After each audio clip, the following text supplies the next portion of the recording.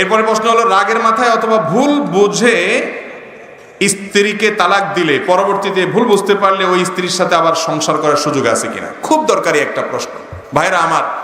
আমি সব সময় সব জায়গাতে বলার চেষ্টা করি, যারা বিয়ে করেছেন, যারা বিয়ে করবেন, একটা নসিহত খুব কান খাড়া করে শুনে রাখেন। সেটা হলো, স্বামী স্ত্রী যত মনোমালিন্য হোক, যত গন্ডগোল ফাসাদ লাগুক, যত ইউক্রেন রাশিয়ার চাইতে মারাত্মক যুদ্ধ লাগুক, সব করেন, আল্লাহর ওয়াস্তে তালাক শব্দটা উচ্চারণ করবেন না।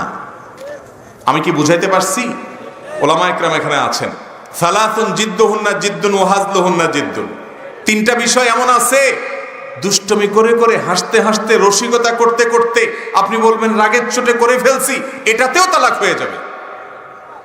এই তিন জিনিসের একটা হলো তালাক। খুব ভয়াবহ একটা বিষয়।